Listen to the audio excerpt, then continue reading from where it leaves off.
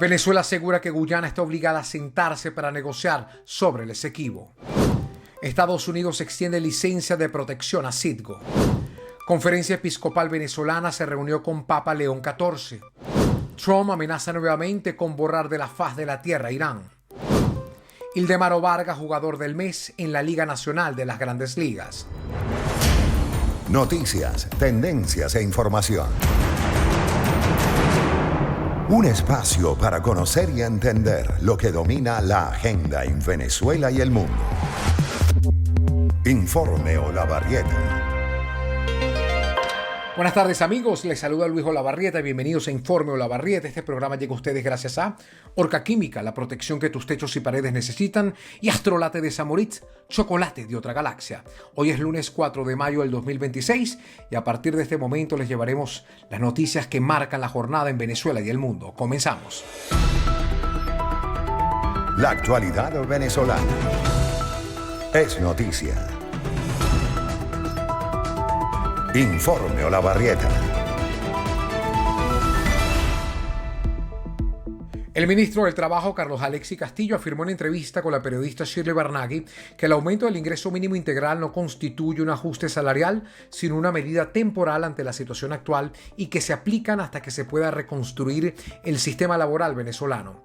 Castillo además acotó que es necesario recuperar la economía para lograr una prosperidad laboral y este aumento representa la primera decisión de un proceso que paso a paso quieren ir resolviendo. Pero estamos utilizando este método porque en estos momentos no podemos aumentar salario, porque aumentar salario significa que se nos dispara la inflación y en consecuencia ese salario va a ser un salario falso, un salario o un aumento inflacionario que lo que va a hacer es impedir el poder adquisitivo de nuestros trabajadores y trabajadoras.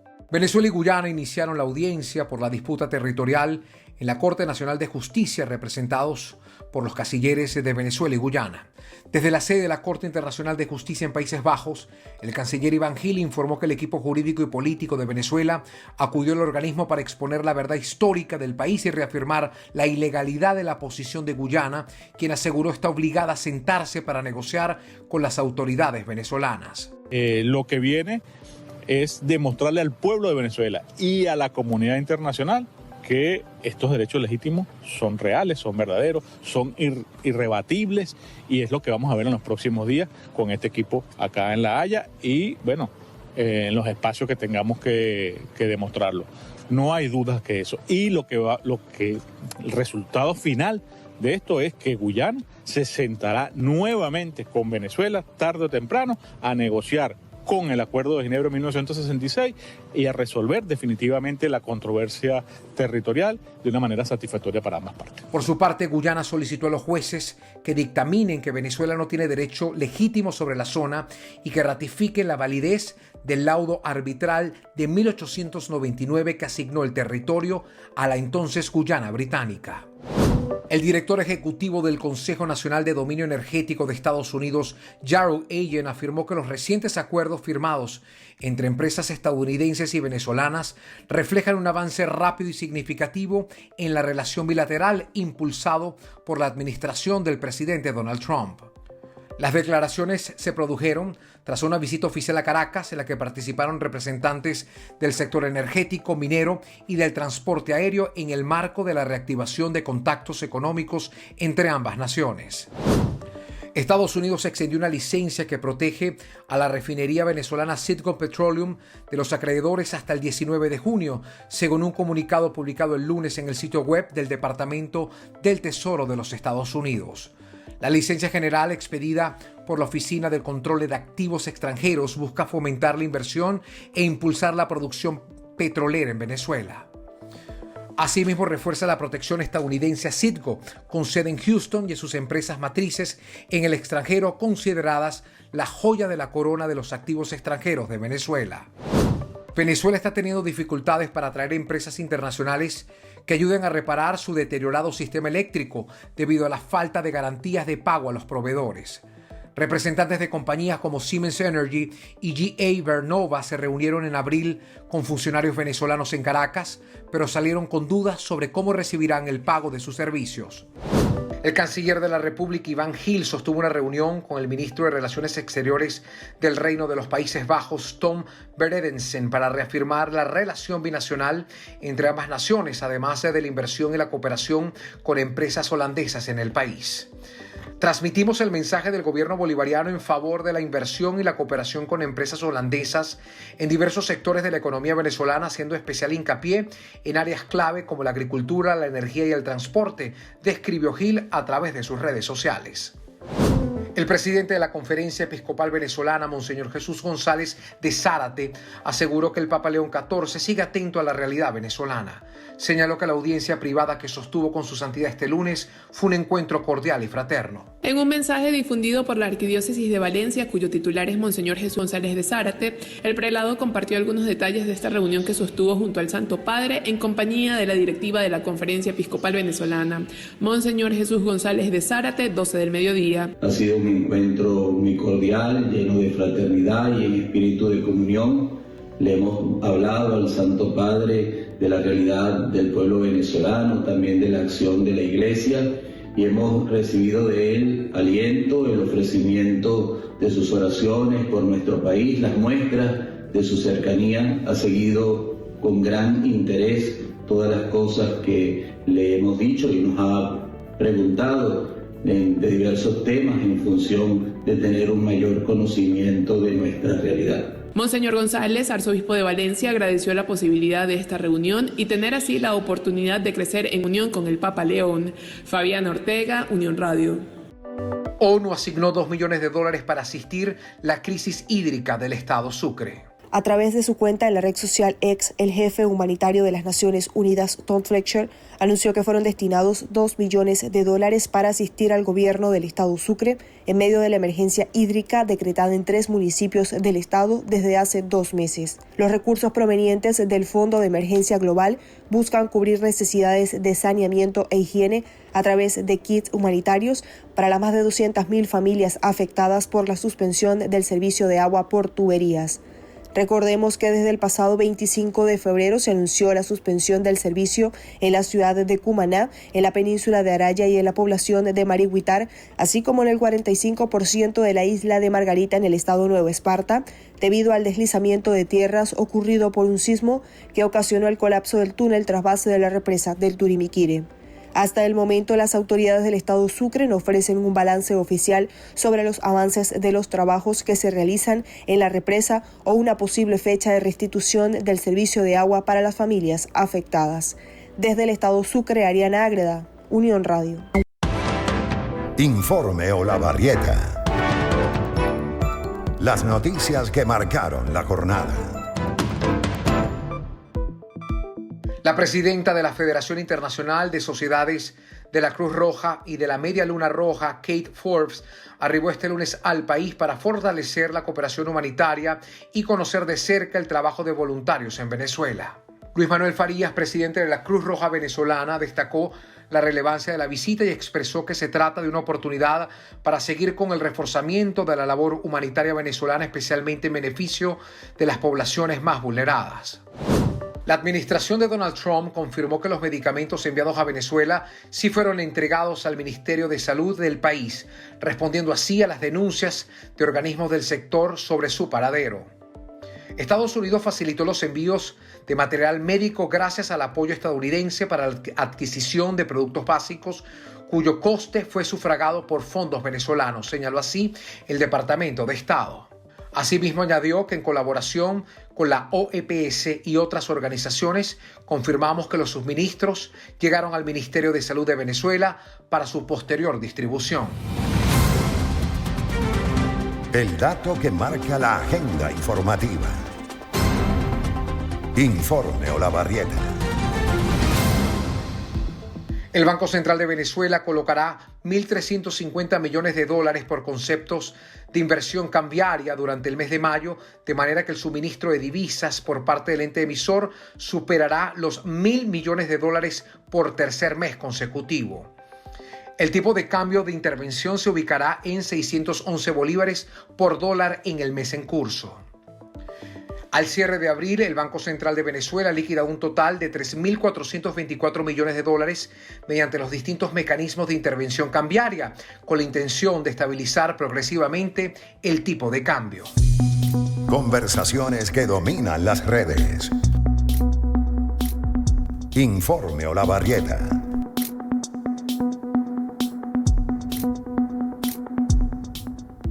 El 4 de mayo se ha convertido en un día importante para los fans de Star Wars en todo el mundo, pues se trata de una celebración que se convirtió en relevante dentro de la cultura pop.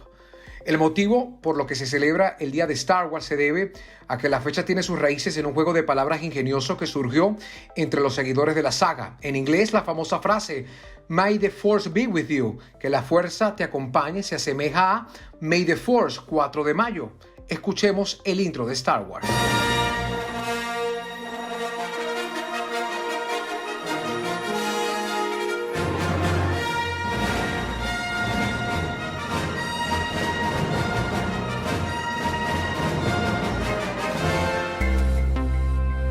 Panorama Internacional.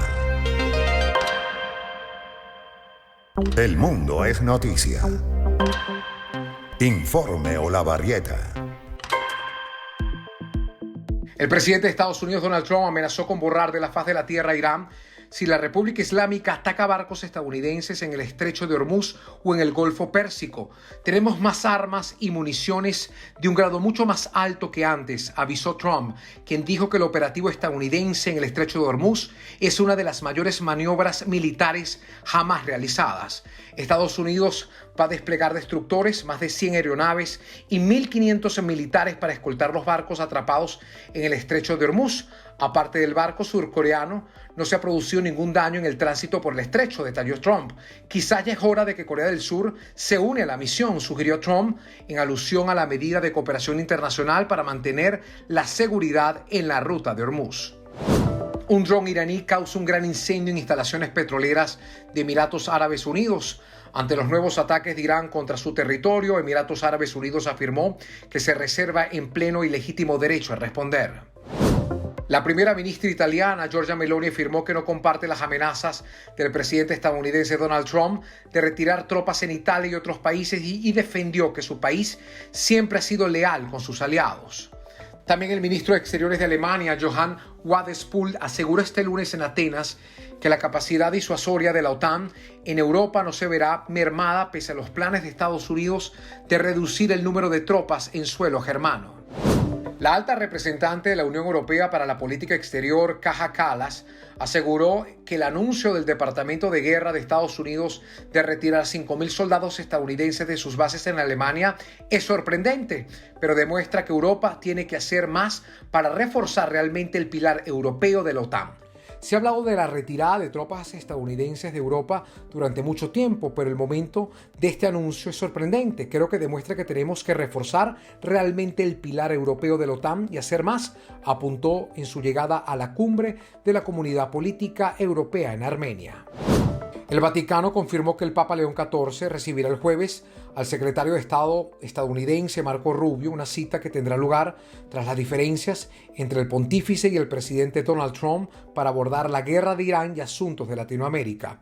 La cita entre el Papa y Rubio tendrá lugar este jueves a las 11:30 hora local en el Palacio Apostólico del Vaticano. La agenda de Rubio también está programada para visitar a la primera ministra Giorgia Meloni este viernes, una cita que tendrá lugar tras las críticas del presidente Donald Trump a la mandataria. El primer vicepresidente y ministro de Economía, Comercio y Empresa de España, Carlos Cuerpo, respondió a las amenazas de Donald Trump de elevar el 25% a los aranceles a los autos europeos. Estamos avanzando para ser capaces de lograrlo y dar, por lo tanto, esa señal de estabilidad, de certidumbre a las empresas, que es lo que están pidiendo en definitiva, y lo que esperamos por parte estadounidense es exactamente lo mismo, que se cumpla el acuerdo al que llegamos en agosto, independientemente del instrumento jurídico que utilicen para cumplir por su parte. Cualquier incumplimiento de este acuerdo, lo ha dicho también la Comisión Europea, pues en ese caso nos reservaríamos, por supuesto, la capacidad de responder con los instrumentos y las herramientas que tenemos a nuestra disposición. Representantes de 7 importantes productores de petróleo de la OPEP anunciaron que la producción de la alianza será aumentada en 188.000 barriles diarios a partir de junio. En un comunicado de la Organización de Países Exportadores de Petróleo y sus aliados, entre ellos Rusia, recuerdan que este ajuste voluntario se agrega a la subida del bombeo anunciada en abril pasado de 206.000 barriles diarios, lo que reafirma su compromiso con la estabilidad del mercado. El Ministerio de Defensa de Rusia anunció hoy una tregua en Ucrania para los días 8 y 9 de mayo, en línea con lo propuesto por el presidente ruso Vladimir Putin para conmemorar el aniversario de la victoria soviética sobre la Alemania nazi. Según la nota castrense, Moscú espera que Kiev siga su ejemplo y respete el cese de hostilidades durante el viernes y el sábado, día en el que tendrá lugar un desfile militar en la Plaza Roja. 550 observadores internacionales vigilarán las elecciones presidenciales del 31 de mayo en Colombia. Desde Bogotá el reporte nos los trae Óscar Pineda. El jefe de Cooperación y Relaciones Internacionales del Consejo Nacional Electoral de Colombia, Gustavo Rath, confirmó que unas 16 misiones estarán desplegadas en el territorio, entre ellas la ONU, la OEA, la Unión Europea y la Embajada de Estados Unidos, lunes 2 de la tarde. Lo primero es comentar que vamos a tener una de las misiones de observación internacional más grandes que se haya tenido en el país, con 550 observadores aproximadamente que van a acompañar todo el proceso electoral, no solamente en la ciudad de Bogotá, sino en la gran mayoría de ciudades capitales de nuestro país. Estos observadores internacionales son expertos en todo lo que tiene que ver con el tema electoral. Luego de la jornada electoral, cada organismo presentará un informe entre 60 y 90 días hábiles después de concluido el proceso. El Poder Electoral colombiano analizará las recomendaciones para implementarlas en futuras elecciones. Desde Bogotá, Óscar Pineda, Unión Radio. El mexicano Joaquín Guzmán Loera, alias El Chapo, ha vuelto a pedir a un tribunal federal de Nueva York su extradición a México tras ser declarado culpable en 2019 de delitos relacionados con narcotráfico en esa misma corte. El 23 de abril, Guzmán detalló en una carta escrita a mano en inglés y publicada este lunes por el Tribunal del Distrito Este de Nueva York que está luchando por una extradición a México. En otra carta, Guzmán pidió a la Corte los documentos presentados por el gobierno de Estados Unidos en su caso, ya que según él no demostraron la justificación de su cruel castigo en los tribunales del distrito de Brooklyn. En el estado portuguesa, las lluvias registradas en la zona alta de la entidad dejaron un muerto y afectaciones en más de 20 viviendas y daños en la vialidad. Manuel Alvarado con el reporte. Protección Civil y autoridades regionales se desplegaron en el municipio Unda del estado Portuguesa, donde unas 20 viviendas resultaron afectadas por las precipitaciones. También un caficultor perdió más de 10.000 plantas de café pertenecientes a un semillero. Un deslizamiento de tierra provocó el colapso de la troncal 007 a la altura de Pueblo Viejo. Daniel Márquez, el director estatal de Protección Civil, lunes 11 a.m. Despeje de vialidad, despeje de algunas quebradas, toda la maquinaria de la alcaldía del municipio Unda haciendo el trabajo, el equipo de la gobernación del estado también haciendo el trabajo y por supuesto atendiendo a toda nuestra población ante esta situación. Muy pendiente, las lluvias continúan en el estado, apenas es el inicio de la temporada de lluvia. Autoridades también indicaron que el cuerpo de un hombre de 79 años fue hallado sin vida en el caserío Las Nueces de la parroquia Chabasquén, víctima de un deslizamiento de tierra provocado por las fuertes lluvias. Desde el estado portuguesa, Manuel Alvarado, Unión Radio. Deportes. Resultados, protagonistas y agenda deportiva. Informe Olavarrieta. El arranque de temporada de ensueño del Demaro Vargas tuvo una recompensa a ser reconocido como el jugador del mes de la Liga Nacional en el periodo de marzo y abril.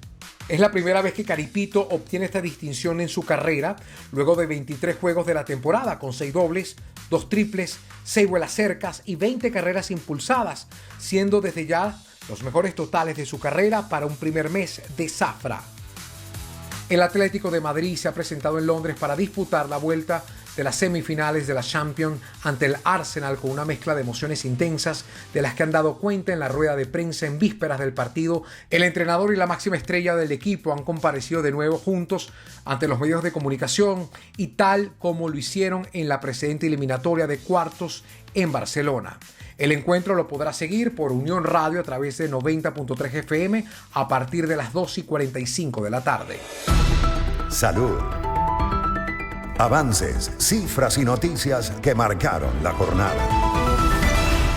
Informe Olavarrieta. Investigadores de la Fundación del Instituto Zuliano de Investigaciones Tecnológicas lograron transformar los exoesqueletos descartados del cangrejo azul en quitosano. Esto es un biopolímero capaz de regenerar tejidos en pacientes con quemaduras de segundo y tercer grado. Los científicos desarrollan apósitos biológicos a partir del caparazón del cangrejo azul para tratar estas quemaduras graves, transformando desechos pesqueros en una alternativa médica que ya se aplica en hospitales de Maracaibo y que actúan como una segunda piel. En Monagas, más de 100 pacientes de oftalmología esperan por una intervención quirúrgica en el Hospital Universitario Dr. Manuel Núñez Tovar de Maturín. Johnny Moisés Ulloa con el reporte. La secretaria general del Sindicato Único Nacional de Empleados Públicos del Sector Salud en Monagas, Jen Santil, manifestó que los pacientes tienen más de 3 meses en lista de espera en la unidad de oftalmología del Hospital Central de Maturín. Lunes, 10 de la mañana. Que es el caso de quirófano. Allí hay una cantidad de pacientes de oftalmología que están esperando para unas operaciones de catarata. Y ahí hay unos aparatos que todavía no los han instalado y hay más de 108 pacientes esperando para que los puedan operar. De igual manera, rechazó que para que los pacientes sean atendidos deben comprar todos los insumos quirúrgicos. Que todos esos pacientes que van al hospital no deberían de comprar nada. El hospital sí te tendría que ser responsable y en este caso el Ministerio del Poder Popular para la Salud para que estas jornadas sean gratuitas. La líder del gremio de la salud en la entidad, Jen Santil, urgió que los espacios de los servicios de infectología y dermatología sean rehabilitados por el deterioro de su infraestructura. En Monagas, Johnny Moisés Ulloa, Unión Radio. 3 muertos y otros 3 afectados de un posible brote de hantavirus en un crucero que salió desde Argentina, desde Buenos Aires. El reporte con Carlos Iván Suárez. El brote se habría originado en un crucero que navega por el Atlántico y que había zarpado desde Ushuaia, Tierra del Fuego, en Argentina el pasado 20 de marzo. El episodio dejó 3 personas fallecidas y 3 casos sospechosos. Una de ellas permanece internada en estado crítico en Sudáfrica y 2 continúan bajo observación en medio de un contexto de alerta sanitaria en Argentina. Aún permanecen 149 personas dentro del barco. El hantavirus puede provocar una enfermedad respiratoria grave y a menudo mortal conocida como el síndrome pulmonar de hantavirus. La vía de infección más común en los seres humanos es el contacto con roedores como ratas y ratones. Se sabe que solo un tipo de hantavirus, el virus de los Andes, tiene la capacidad de transmitirse de persona a persona. Si bien esto ocurre en raras ocasiones, este virus se encuentra principalmente en Chile y Argentina, de donde partió el buque. Desde Buenos Aires para Unión Radio, Carlos Iván Suárez. Tecnología, innovación, inteligencia artificial y mundo digital. Informe Olavarrieta. China aprobó la adquisición de 8.500 robots con inteligencia artificial para automatizar íntegramente su red eléctrica nacional. La Corporación Estatal de Red Eléctrica de China invertirá 6.800 millones de yuanes, aproximadamente 690 millones de dólares, durante el 2026 para integrar estos dispositivos en labores de inspección y mantenimiento. Silicon Valley recurre a combustibles fósiles para alimentar la inteligencia artificial. El vertiginoso ritmo de la carrera por la inteligencia artificial ha provocado que las grandes tecnologías prioricen el uso de combustibles fósiles, dejándole sus ambiciosos objetivos climáticos en un segundo plano para poder sostener su centro de datos. Entretenimiento, cultura, música y espectáculos. Informe Olavarrieta. Stephanie Gutiérrez Miss Venezuela 2017 anunció su retiro de la primera edición del certamen internacional Miss Grand All Star mediante un comunicado oficial. Y la actriz estadounidense Cameron Díaz y el músico Benji Maiden dieron la bienvenida a su tercer hijo, al que bautizaron con el nombre de Nautas Maiden, según señaló así en Instagram el padre del niño. Cameron y yo estamos felices, emocionados y nos sentimos muy bendecidos por anunciar el nacimiento de nuestro tercer hijo, Nautas Maiden. Bienvenido al mundo, hijo, escribe el músico en su perfil de Instagram. Y El Diablo Viste de Prada 2 se ha consolidado como el líder de la taquilla global en su primer fin de semana, alcanzando una recaudación total de $233 millones. Con estas cifras, la cinta se posiciona como el cuarto mejor estreno del año, desplazando el segundo lugar de la película biográfica Michael, la cual, tras 2 semanas de liderazgo, acumulaba $423 millones en recaudación. La Academia de Cine de los Estados Unidos ha dictaminado que para la entrega de Oscar número 99 solo serán elegibles las actuaciones realizadas por personas y los guiones de autoría humana.